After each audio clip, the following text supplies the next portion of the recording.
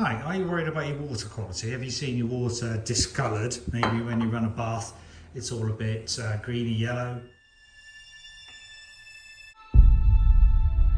And when you test it with these test strips that you can get and test the water yourself, all these different parameters, quite often you'll see the nitrate levels are too high.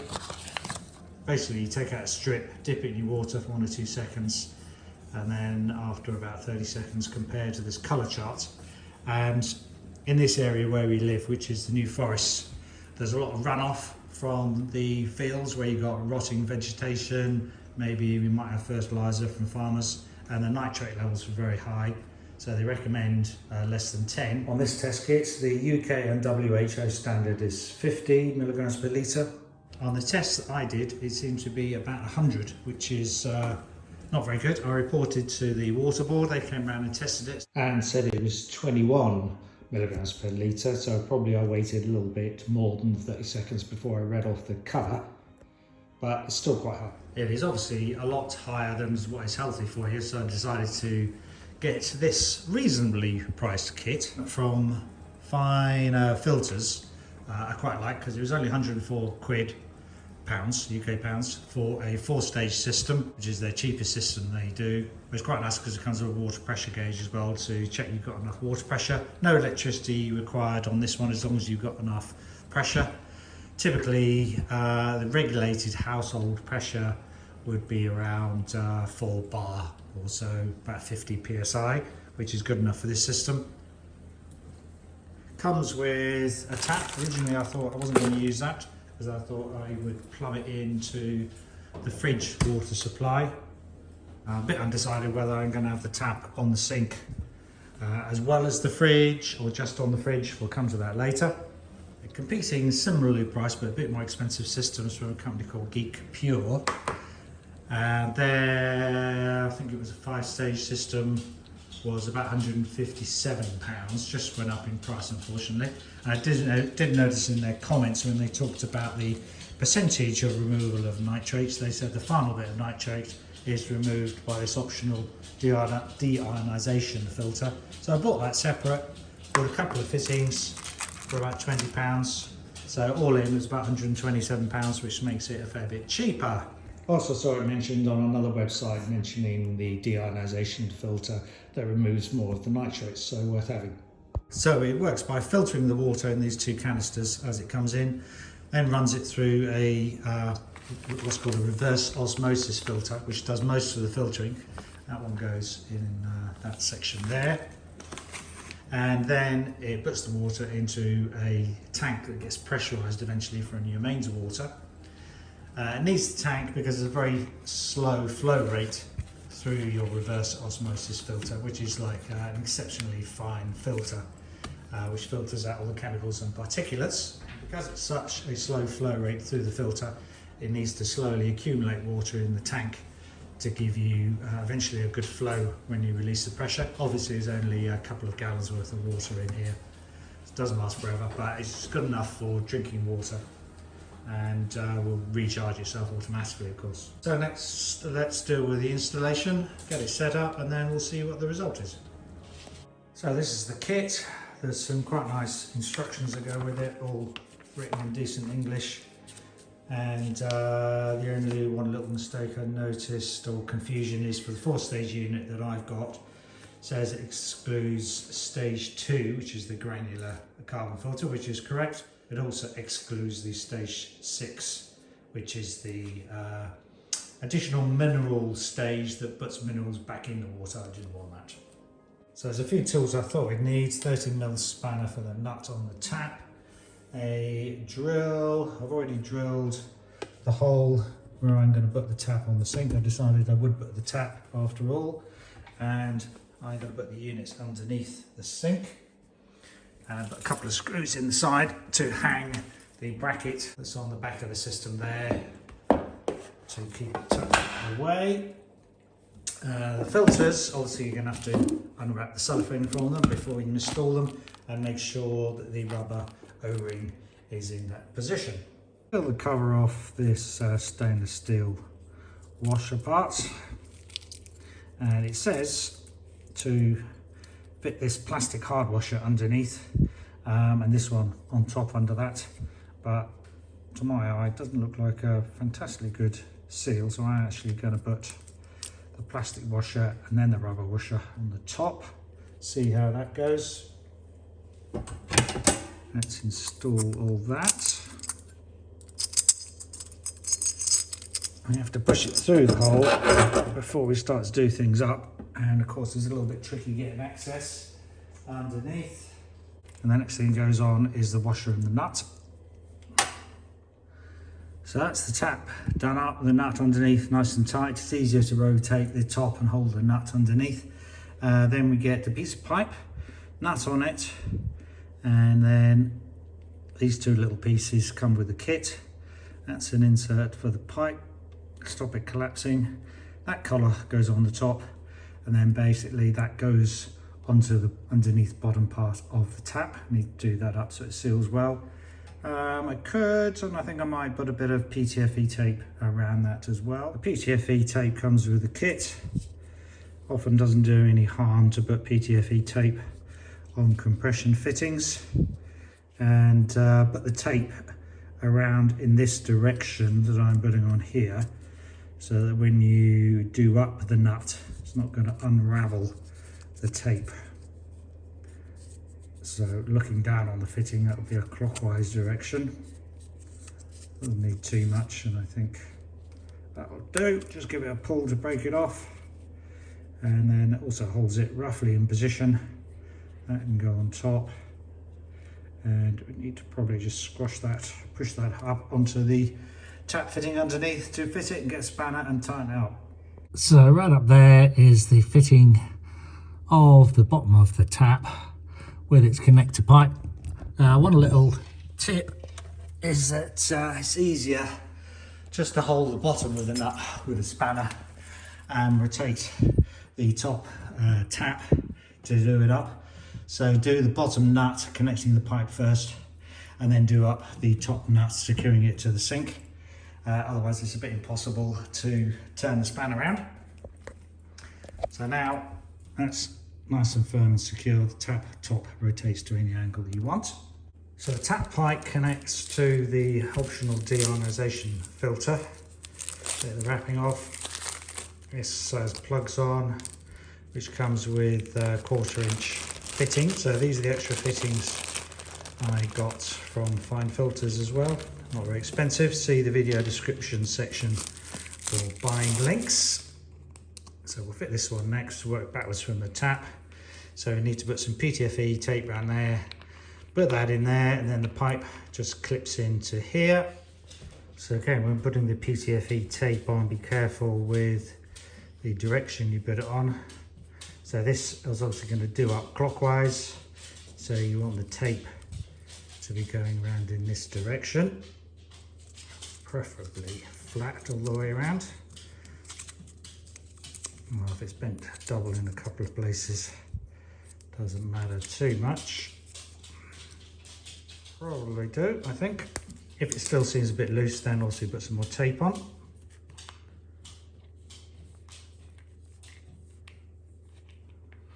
How does that feel? Not too bad actually. And I'm not sure what size that is. It's certainly not a 13, so just use an adjustable spanner. Do that up, not too tight because it's plastic. Same the other end. Then you just push the pipe in firmly, pull out the little end collar and put in that blue plastic retaining clip to keep it firmly attached. I'm just going to have that loose for the moment, attach that firmly a bit better later, or maybe just leave it loose. The diagram in the book is quite good for showing you how everything plumbs in. This tap fitting comes with a kit, just need to put some PTFE tape underneath it, make sure that it fits well. And although this is a diagram for the 6-stage system, the 4-stage is pretty obviously very similar, just missing one of these and that last top filter, although in my case I replaced that with the deionisation filter, so it's very, very similar. So you'll get a feeling for how much PTFE tape to use Needs to be fairly sort of stiff as it's going on, but still enables you to get the threads to attach. So sort of a firm turning without being loose and without being leaky. If it is leaky, you just have to take it apart and put some more tape on it. So next to set up the main units, this is the water inlet, which gets filtered by the PP sediment filter first. So get the wrapper off this.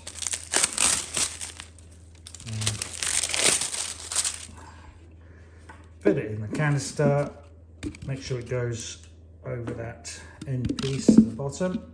Should just drop down a little bit, and that just keeps it centralised. That's it. Make sure the O-ring's in.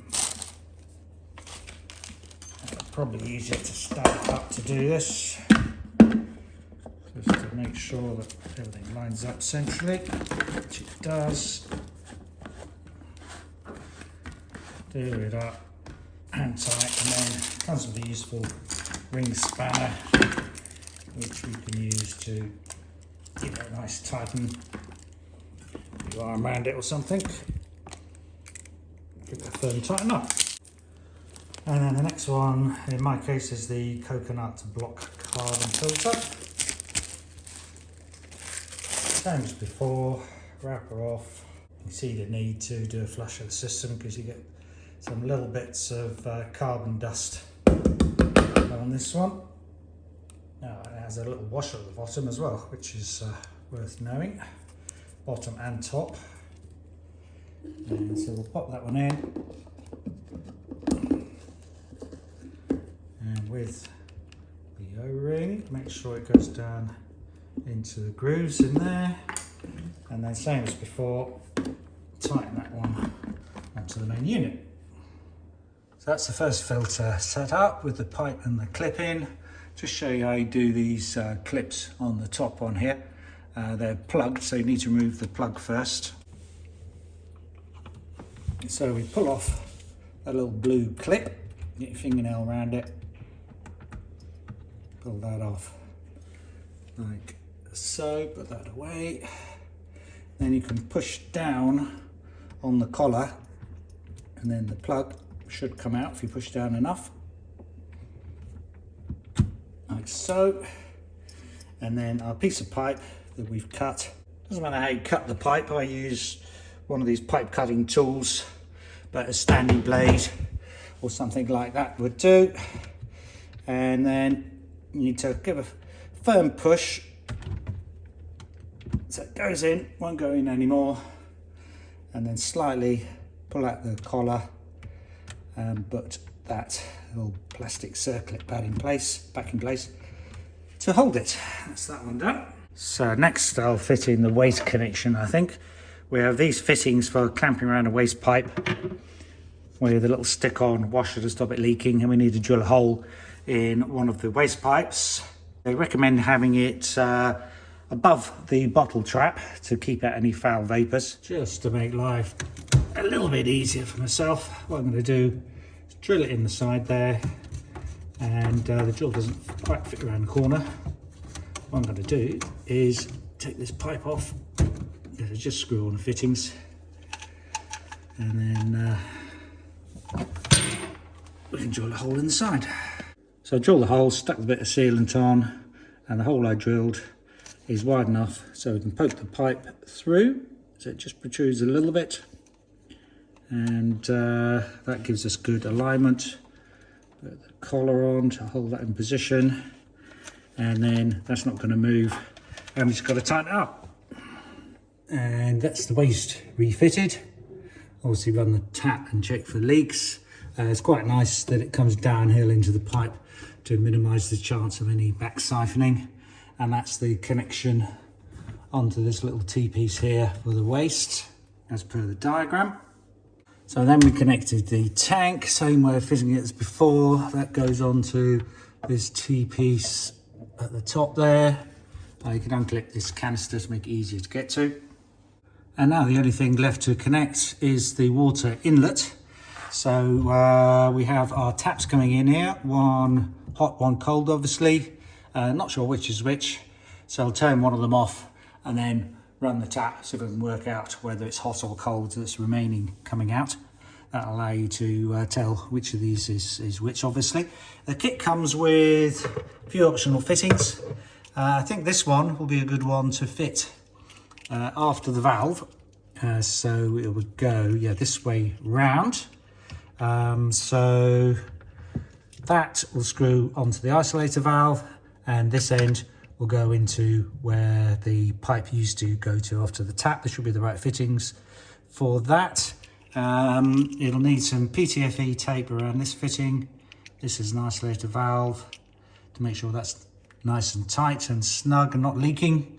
Then, as before, plastic tube goes into there. Just take that washer off, and I believe, to show that, the plastic tube would push over that fitting, and then obviously the nuts you need to put on the pipe first, and then tighten up to squash that pipe onto it for a good seal.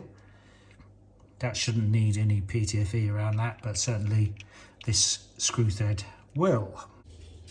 So for connecting onto the cold water supply, I worked out it's this one. If you've not used these before, this is an isolating valve, and when that flat is crossways 90 degrees to the pipe, and you turn that with a flat bladed screwdriver, sometimes they're a bit stiff, but that should stop the water flowing through onto the pipe and the tap. So you can just check that, turn on your tap, make sure there's no flow, which there isn't on the cold water.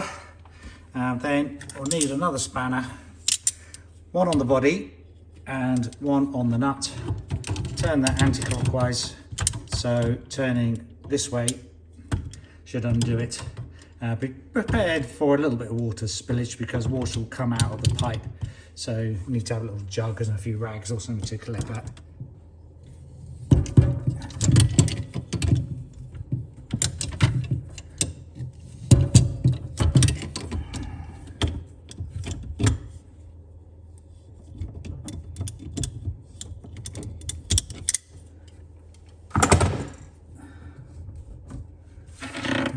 Tissue's ready.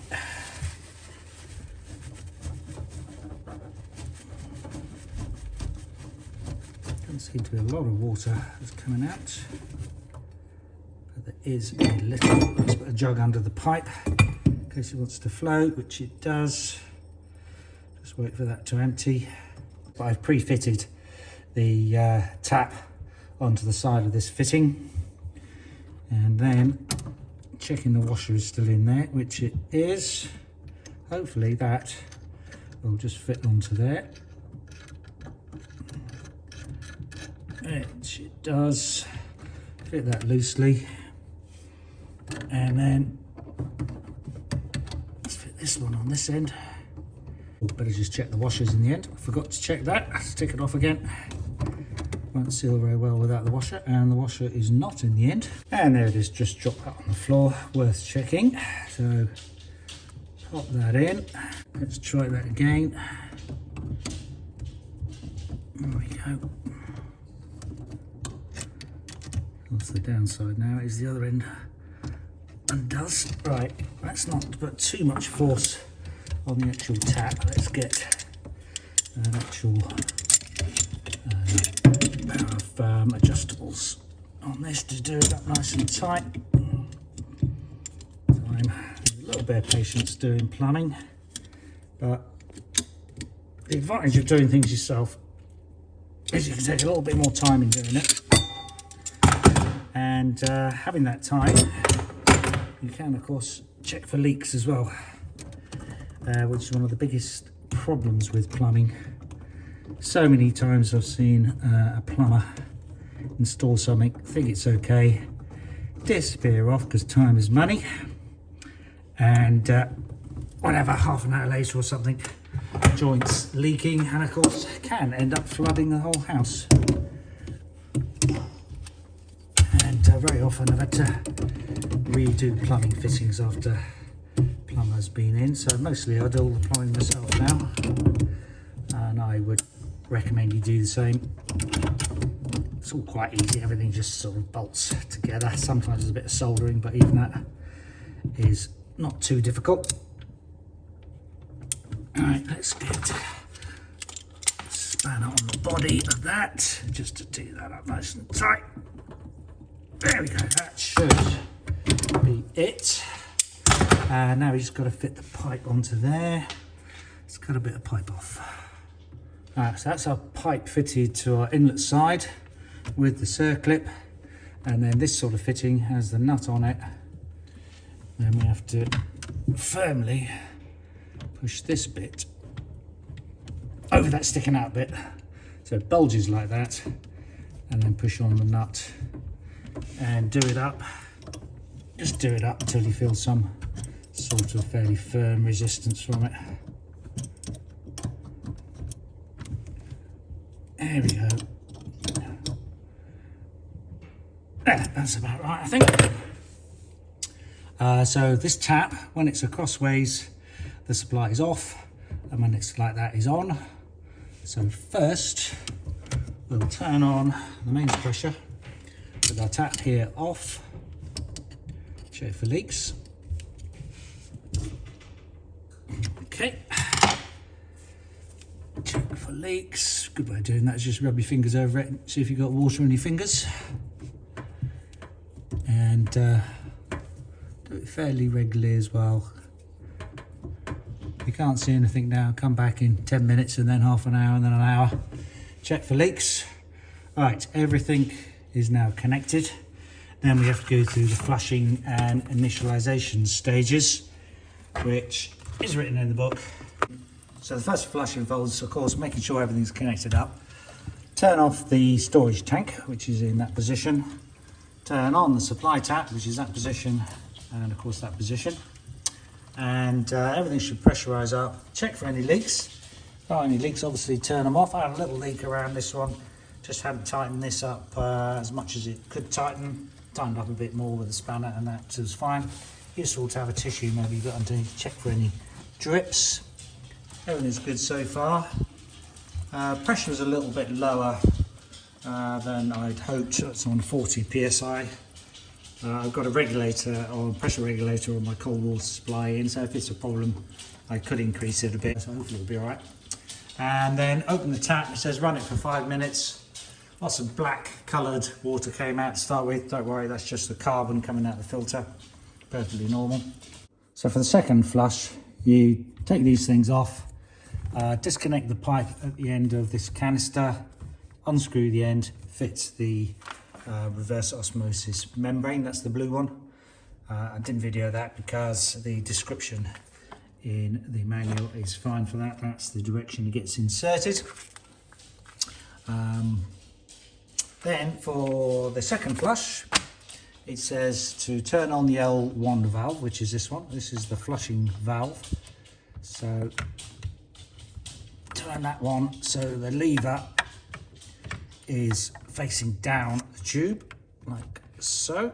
That should be on. And then we'll turn on the water again, and then turn on the tap.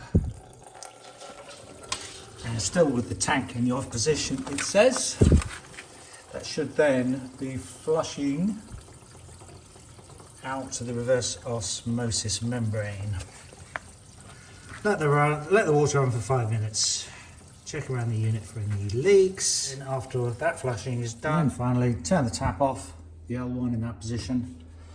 Open the tank for that position. You won't hear a lot, but slowly then the water is flowing through the reverse osmosis filter and going into the tank, pressurizing the tank eventually. It takes about 4 hours to fill up the tank. After that time, turn on the tap and drain all the water out of the tank. Don't drink that water, but wait for it to fill up again after another 4 hours. You see it's starting to fill up already.